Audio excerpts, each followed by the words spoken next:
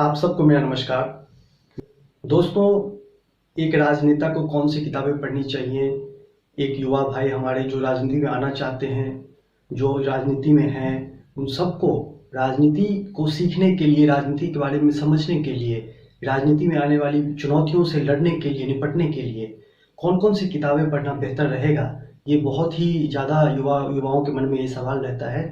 और क्योंकि पुस्तकें बहुत सारी हैं, किताबों के बारे में बहुत सारी बातें कही गई हैं इंटरनेट पे भी, सोशल मीडिया पे भी, और जिसे भी आप पूछेंगे वो बहुत सारी किताबें आपको बता देगा।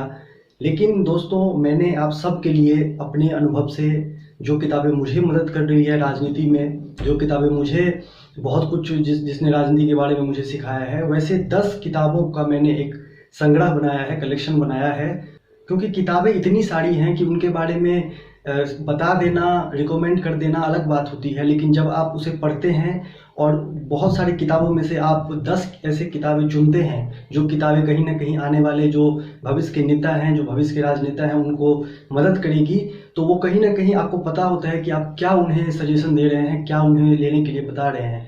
तो ये 10 किताब आपको बहुत ज़्यादा मदद करेगी, और यकीनन जब आप पढ़ेंगे इस किताबों को तो राजनीति में आने वाली चुनौतियों से निपटने के लिए आपको बहुत मदद मिलेगी। पहला जो किताब है वो है हमारे राष्ट्रपिता महात्मा गांधी जी का माय एक्सपेरिमेंट विद ट्रुथ। और ये किताब दोस्तों, यकीनन महात्मा गांधी जी के बारे में, उनके विचारों से हम सहमत हो सकते हैं, सहमत नहीं हो सकते हैं, वो अलग अलग बात है।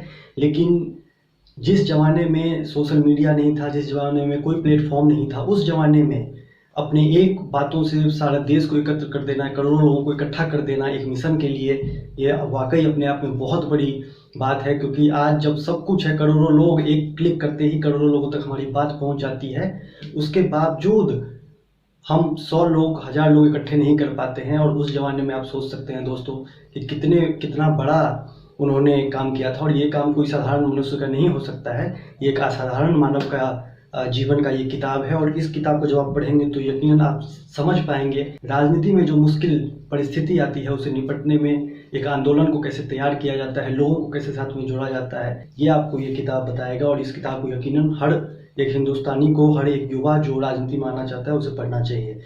दूसरा किताब है स्वामी विवेकानंद जी का किताब है, विवेकानंद की आत्मकथा।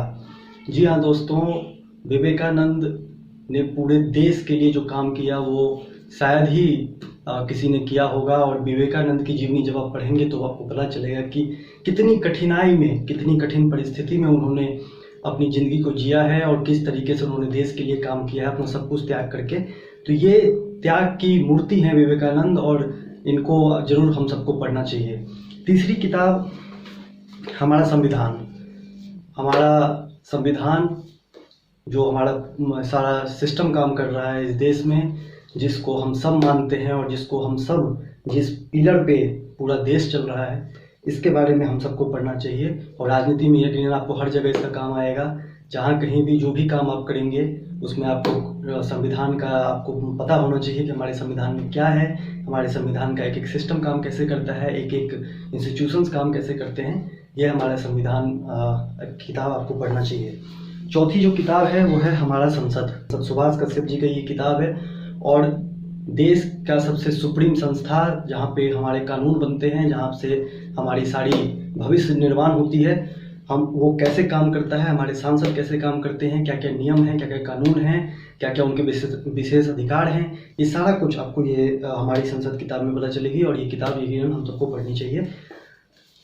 चौथी किताब व्हाट मेक्स अ पॉलिटिशियन, ये ऋतिका भट्टाचार्य अग्रवाल जी की ये किताब है। और एक पॉलिटिशियन को बनने में, एक पॉलिटिशियन की जो ज़िंदगी होती है उसको बनाने में, उसको बनने में क्या क्या चीज़ें होती हैं, किस तरीके की उनकी दिनचर्या होती है, क्या क्या चीज़ वो सेक्रीफाइस करते हैं, किस तरह की ज़िंदगी वो लीड करते हैं, ये उनकी कठिनाई और उनकी जो दिनचर्या होती है वो ये किताब बताती है। और बहुत अच्छी तरीके से इसमें डिस्क्राइब किया गया है कि पॉलिटिशियन इतनी आसानी से, जो लोग देखते हैं लाइमलाइट में लोग रहते हैं, वो दिखता है कि कितना ज़्यादा उनकी अच्छी ज़िंदगी है, कितने शान शौकत से वो ज़िंदगी जी रहे हैं, लेकिन उनके पीछे का संघर्ष ये किताब आपको बताएगा कि किस तरीके से एक पॉलिटिशियन बनता है।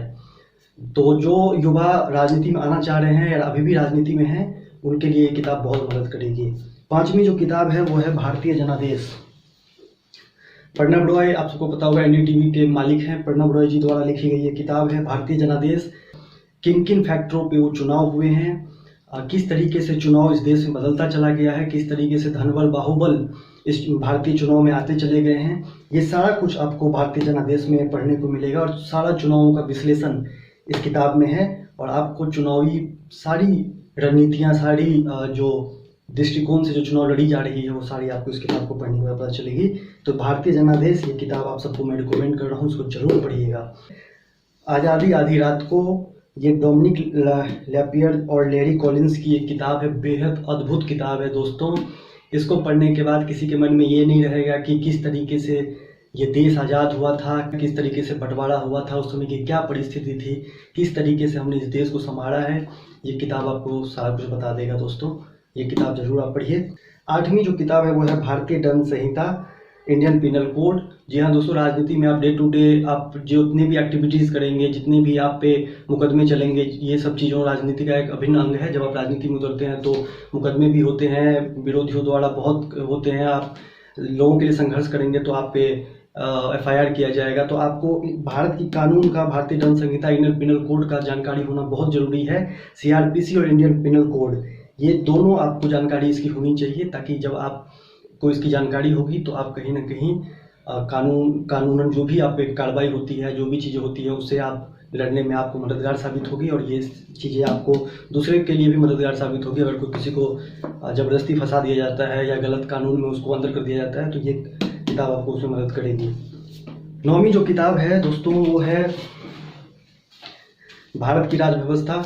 जितने भी इंस्टीट्यूशंस हैं हमारे, ये एक ओवरव्यू है हमारे संविधान का, हमारी संसद का, इंडियन पिनल कोड का। जितने भी हमारे संस्था हैं वो कैसे काम करती है, जितने भी इंस्टीट्यूशंस होते हैं भारत के, इलेक्शन कमीशन, सुप्रीम कोर्ट, किनके क्या अधिकार हैं, किनके क्या किस तरीके से निर्वाचित किए जाते हैं, ये सारे इसमें कानून हैं और इसको आपको जरूर पढ़ना चाहिए। ये ओवरव्यू और M लक्ष्मीकांत जी का ये किताब बहुत ही ज़बरदस्त किताब है ये। 10वां जो किताब है वो है राजनीतिक चिंतन की रूपरेखा, OP गावा जी की ये किताब है। और जितने भी प्राचीन राजनीतिक चिंतक हुए हैं, मध्यावधि में राजनीतिक चिंतन हुए हैं, उन सब की विचारधारा, आधुनिक भारतीय चिंतन, आधुनिक जितने भी चिंतक हुए हैं उन सब की विचारधारा इसमें शामिल है। और ये किताब हम सबको राजनीति में उतरने वाले और जो राजनीति में जो युवा साथी नहीं भी हैं उन सब के लिए ये किताब बहुत जरूरी है, क्योंकि राजनीति कहीं ना कहीं आपकी भविष्य तय करती है और आपको पता होना चाहिए कि किस विचारधारा की उत्पत्ति कहाँ से हुई, कैसे वो विचारधारा बना। ये किताब आपको उसमें मदद करेगी। तो ये वो 10 किताब है जिसको पढ़ने के बाद कोई भी एक युवा जो राजनीति में आ रहा है, राजनीति कर रहा है, उसके लिए बहुत ही मददगार साबित होगी। ये आपको एक ओवरव्यू राजनीति का पूरी तरीके से दे देगा। ऐसे किताबें तो बहुत हैं और कोई एक ऐसा किताब राजनीति पे लिखा नहीं गया है जो किसी को राजनीति सिखा सके, लेकिन जब आप ये सारा किताब पढ़ लेते हैं तो ये आपके राजनीतिक जीवन में, डे टू डे लाइफ में काफ़ी काम आने वाली है। उम्मीद करता हूँ कि ये वीडियो आपके काम आया होगा। जय हिंद, जय भारत।